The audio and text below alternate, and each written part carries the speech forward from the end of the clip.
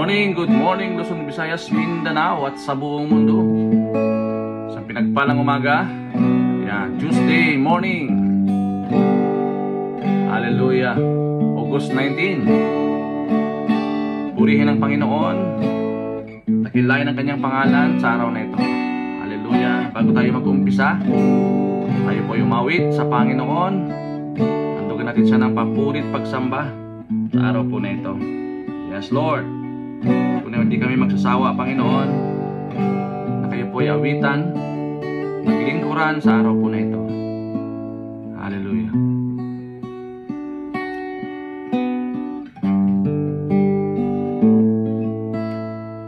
Sa umaga pagkagising, ngalan mo'y pupurihin, puso ko'y laging may awit para sa'yo. Lagi kong nararanasan, katapatan mo'y walang hanggan, pag-ibig mo'y laging sariwa sa araw-araw. Minsan pa, sa umaga pagkagising, ngalan mo'y pupurihin, puso ko'y laging may awit para sa'yo. Lagi kong nararanasan, katapatan mo'y walang hanggan, pag-ibig mo'y laging sariwa sa araw-araw. Hindi ako magsasawang purihin ka, yes Lord. Buong puso't lakas, minamahal kita.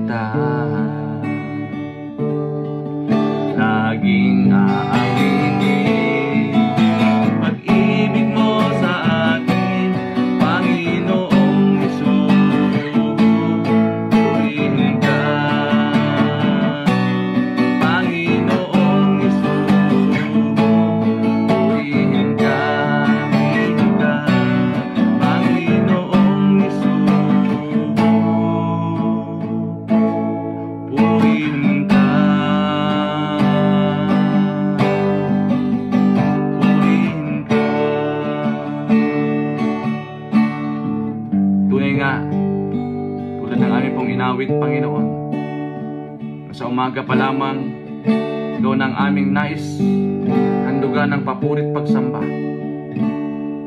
Sa umaga pa lamang, Panginoon, ang laman ng puso namin ay mabigyan kayo ng kaluguran sa araw po na ito.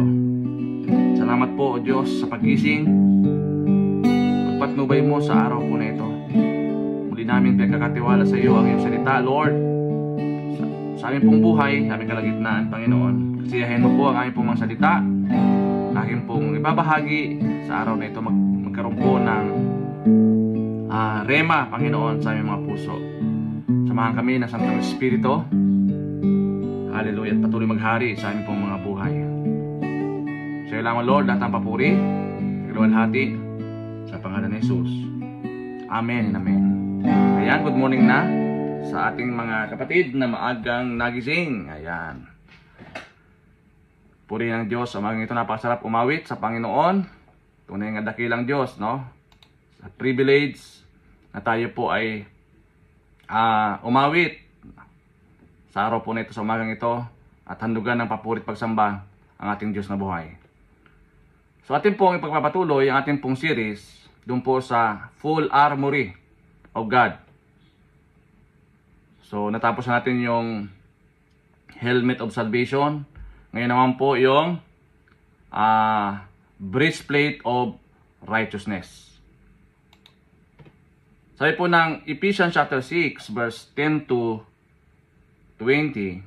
Sabi dito, finally, be strong in the Lord, in His mighty power. Put on the full armor of God so that you cannot take your stand against the devil's schemes. For our struggle is not flesh and blood, but against the ruler, against the authorities, against the power of dark world, and against the spiritual forces of evil in heavenly realms. Therefore, sabi niya, put on the full armor of God so that when the day of evil comes, you may be able to stand your ground. And after you have done everything to stand, stand firm. Then, with the belt of truth, buckle around your waist, with breastplate of righteousness in place, and with your feet fitted with the readiness that comes from the gospel of peace. In addition to all of this, take up the shield of faith, with which you can extinguish all the flaming arrows of the evil one. Take the helmet of salvation and the sword of the Spirit, which is the word of God. And pray in spirit on all occasion, with all kinds of prayer and requests. With this in mind, be alert and always keep on praying for the Lord's people. Pray also for me, sabi po ni Paul, that whenever I speak, words may be given me so that I will fearlessly make known the mystery of the gospel. Sa verse 12, for which I am the ambassador in chains, pray that I may declare it fearlessly as you. Yan po yung pamanhikan ni Apostol Pablo na siya po ay ating ipanalangin kasi nandun po siya sa kulungan. So purihin po ang pagkabasa ng dakilang salita ng Panginoon. Kaya nga yung armory ng ating pong Panginoon, ang illustration po nito, tayo po ay nare-remind that every Christian about the reality of spiritual warfare or spiritual battle and describes the protection available to them. Kaya nga, each piece of armor has a distinct purpose and means of defense against temptation and evil.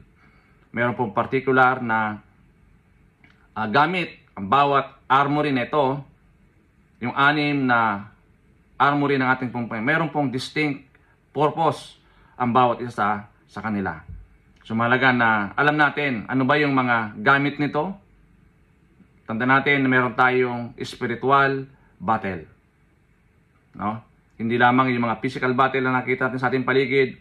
Meron din po tayong spiritual battle or warfare na hindi natin nakikita. No? Kaya nga napahalaga yung breastplate of righteousness. Sa Ephesians chapter 6 verse 14, sabi po ni Paul, stand firm. Then, with the belt of truth buckled around your waist, with the breastplate of righteousness in plate. Kaya't maging matatag kayo.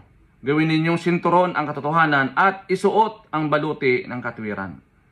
Yung breastplate of righteousness. Baluti ng katwiran. Napakahalaga po yan na isuot natin para maprotektahan yung ating pong puso. No?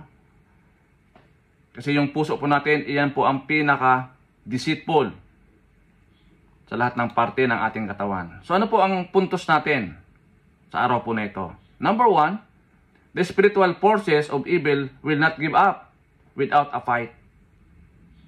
Tanda natin na si Satanas, mula nang tayo ay nagrebelde sa kanya, no? Mula nang tayo po ay kumalas sa kanya, sa kanyang rulership, nagkaroon na ng battle, spiritual forces, kasi nga gusto niya makuha ulit tayo niya, di ba? Ganoon naman yan sa mga labanan. So, hindi siya, ayaw niya na ma-underestimate siya. Kasi nga, mayroon din siyang forces di ba? Yung forces ng kadiliman, mayroon po yan. So, kaya ang maganda rito mga kapatid, kapag alam natin na yung laban na ito ay hindi natin laban ito, kundi laban ito ng ating pong Panginoon. Spiritual battle in heavenly realm. Hindi po mananalo si Satan. Tanda natin na siya po ay talo na 2,000 years ago. Diba? We are more than conqueror in Christ Jesus. Na kahit may mga puwersa pa si Satanas, pero limited na. Diba? Wala na siyang kakayanan. So the spiritual forces of evil will not give up without a fight. Ang maganda lang po dito mga kapatid, no, sa laban na ito, Hindi tayo nag-iisa. Kasama natin ang Panginoon. Number 2, the devil cannot accuse the believers anymore. Kaya nga, hindi na tayo kayang i-deceive pa o tuin o i-manipulate ni Satan. Kasi alam natin na tayo na po ay pinalaya.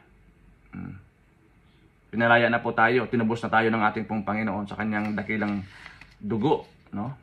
Makapangyarihang dugo ng Panginoong Hesus sa krus ng Kalbaryo. Kaya malinaw na hindi na tayo kailanman magagapi. No? Kasi nga, si Jesus na yung front line sa ating mga laban. Siya na yung lumalaban. Diba? Meron na tayong mighty warrior. Diba? Kaya sa atin bilang isang Kristiyano, kailangan isuot-suot natin yung baluti ng katwiran. Apo, kailangan yung breastplate of righteousness, naka-in-place yan sa atin. No? Para meron tayong panangga sa mga flaming arrows, yung mga bagay na ini-input ni Satan sa ating pong puso. So number 3, our righteousness is Jesus' righteousness. Yung nga po, yung righteousness natin, ito na po yung righteousness ni Jesus na in-impute sa atin. Kaya sabi po ni Paul sa 2 Corinthians chapter 5 verse 21, God made him who had no sin to be sin for us, so that in Him, kaya ba yung Him? Kay Jesus, we might become the righteousness of God. Siya na po yung pumuno doon, mga kapatid, no? Siya na po yung naging representative. Kaya yung righteousness na in-impute sa atin ni Jesus, iyon na po yung passes natin na we are a child of God. We are a child of God. Yung passes natin, yan na yun eh. Kasi yung righteousness ni Jesus, in-impute na sa atin, ibinigay na sa atin. So nakikita na ng Diyos ay yung kabutihan, yung kapangyarihan, yung righteousness ni Jesus ang nakikita na po sa atin. So as a believer, paano natin to i-apply sa ating pong mga buhay? Kailangan kasi malinaw ito, no? Maunawaan po natin, mga kapatid. So number 1, believe in Christ, righteousness imputed in us. Doon sa Philippians chapter 3 verse 9. Di ba? Kailangan panghawakan mo, panampalatayanan mo. Yung righteousness ni Jesus, ibinigay na sa atin, in-impute na sa atin. Pag sinabi kasi in-impute, ilinagay niya sa atin. Ano? Di ba? Kaya nga, ang isang tunay na Kristiyano, dapat bold na tayo na kaya natin ipagtanggol, ipaglaban yung righteousness ni Jesus na in-impute sa atin. Kaya natin ipagmalaki na tayo ay ngayon pinalaya na ng Panginoon and we are now a child of God. Dati kasi enemy tayo eh. Ngayon po, tayo na po ay child of God, friend of God. Iyon na po yung katatayuan po natin. Kasi yung righteousness ni Jesus in-impute na sa atin.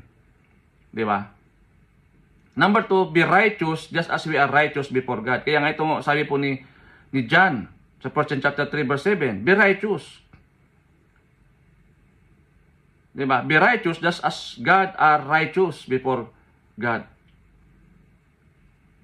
Sino po yung ating profound example? Si Jesus. He is righteous. Kaya nga sa yung qualified eh. Sa yung naging qualified na Savior of the world. Kasi wala po siyang bahid kasalanan. Even track record, wala na masamang track record, wala po. Tulad ng mga ini-insist na mga ibang mga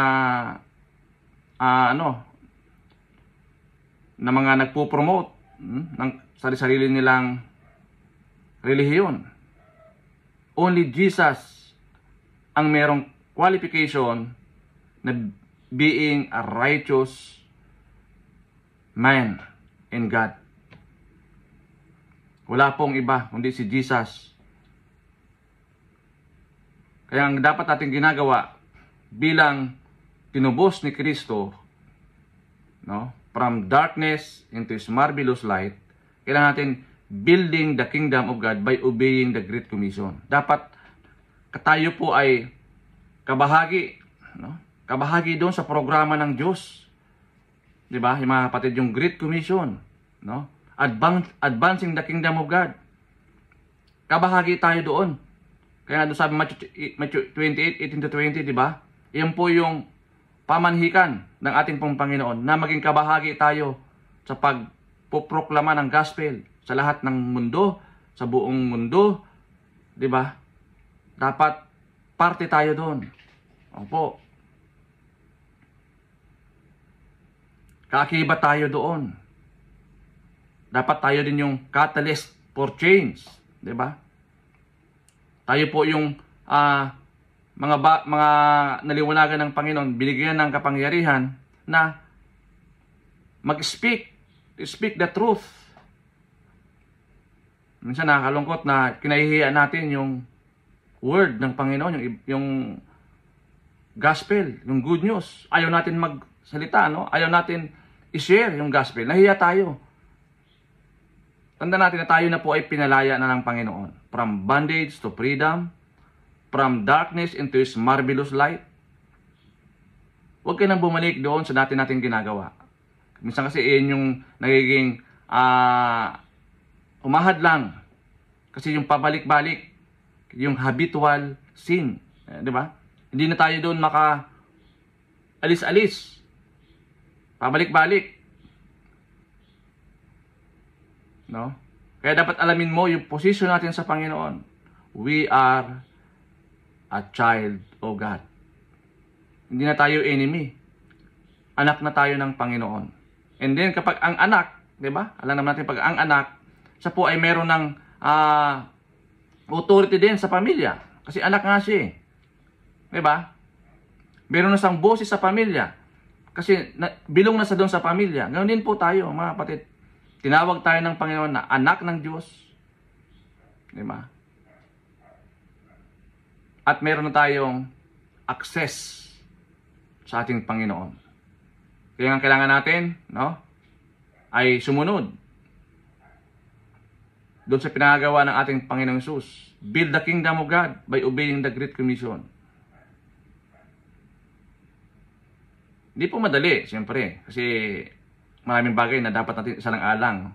Pero kung iyon ang inudyok sa iyo ng Panginoon, iyon ang nais ng Panginoon para sa iyo na ipagawa, gawin na natin. Huwag na tayo magdalawang isipan, no? Tanda natin na marami pong mga tao na napapahamak dahil wala pong nag-share sa mga taong ito.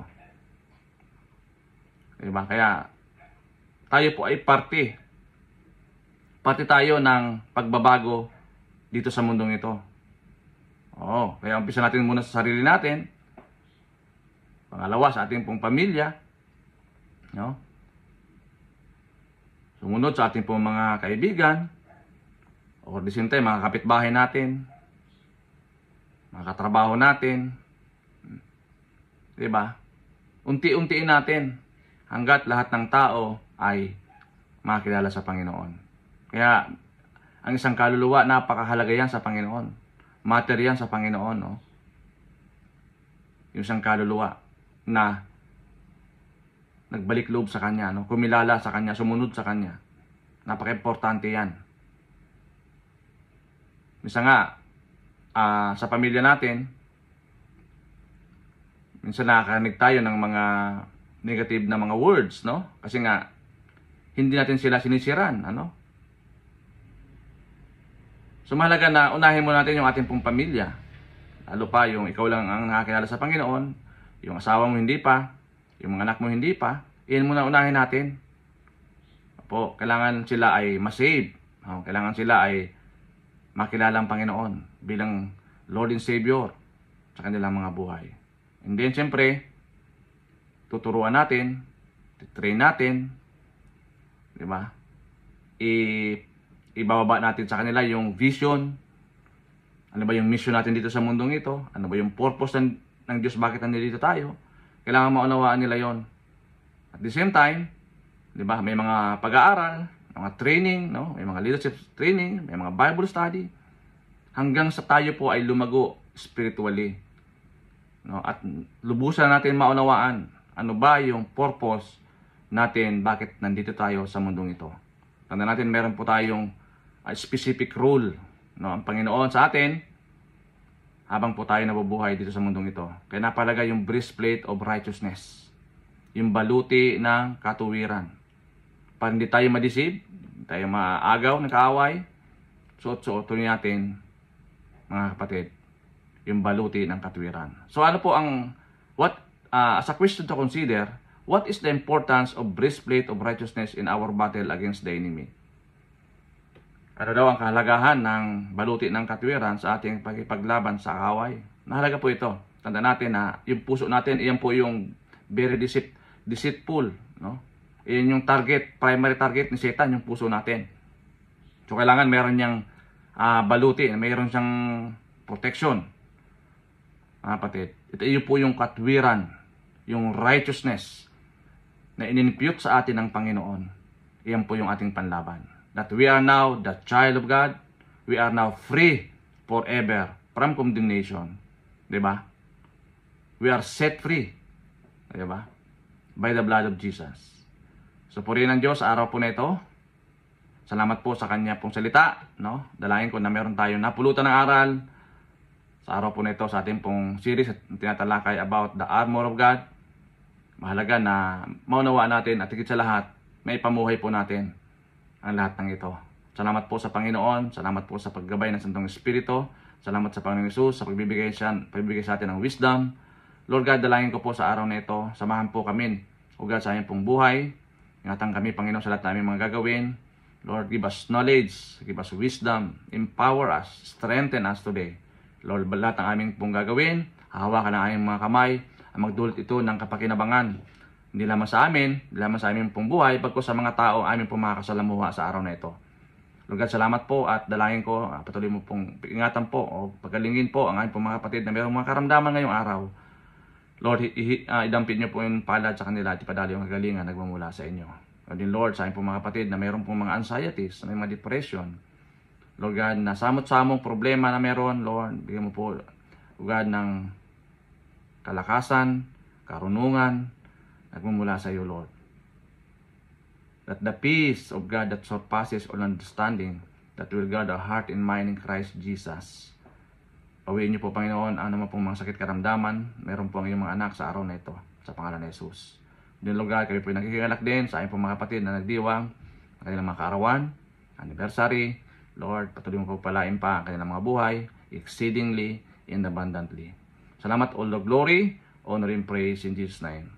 Amen and amen. God bless po. To God be all the glory.